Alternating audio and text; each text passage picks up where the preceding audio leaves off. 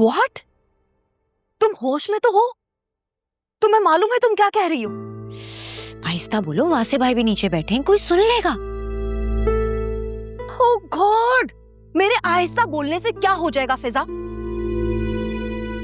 ये तुमने क्या किया? मुझे क्यों ब्लेम कर रही हो? मेरा क्या कसूर है?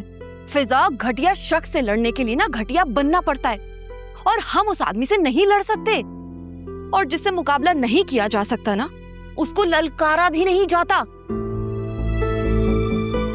अगर वो सामने आ गया था तो तुम अपना रास्ता बदल लेती ना, आंखें बंद करके आगे बढ़ जाती। मैं तुम्हें अपनी सिचुएशन कैसे समझाऊं? वो एक जानवर नुमा इंसान है। मुझसे ज्यादा और किसको अंदाजा होगा? अकरम जिस हाल में घर वापस आया था ना, मैंने उसे देखा था, तुमने नहीं। ऐसा लग रहा था जैसे पागल खाने से भागकर आया हो, इतनी बुरी हालत थी उसकी। देखो, सुल्तान बहुत बुरा आदमी है, बहुत ज्यादा खतरनाक। अकरम जैसा बंदा उससे हार गया, तुम तो फिर एक लड़की हो। फिजा,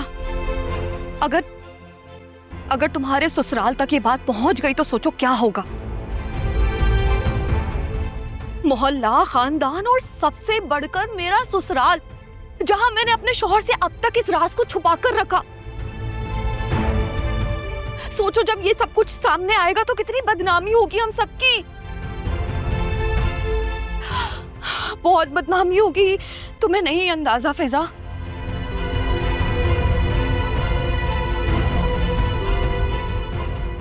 अब मुझे बताओ मैं क्या करूं? फिलहाल तो मेरा बिल्कुल दिमाग काम नहीं कर रहा है।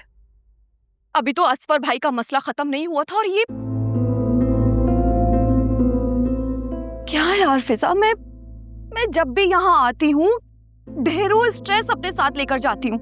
तुम तो ऐसे कह रही हो जैसे सारे फसाद की जड़ मैं हूँ। फिलहाल तो तुम ही हो, और मुझे ना तुम पर बहुत गुस्सा आ रहा है फिजा इस वक्त।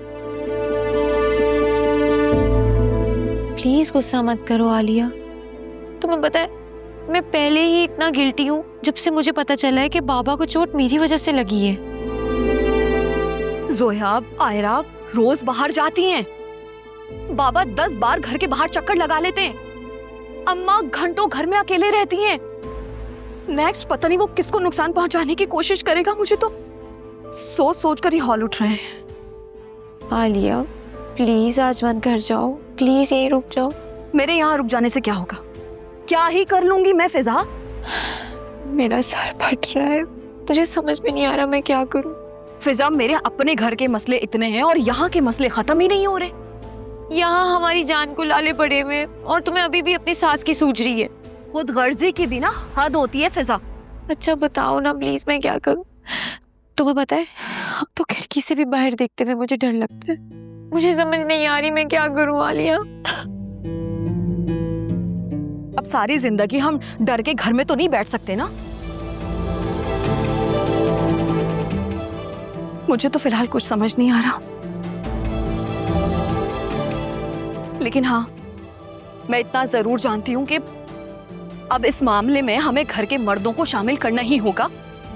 हमारे पास और कोई ऑप्शन नहीं है फिजा।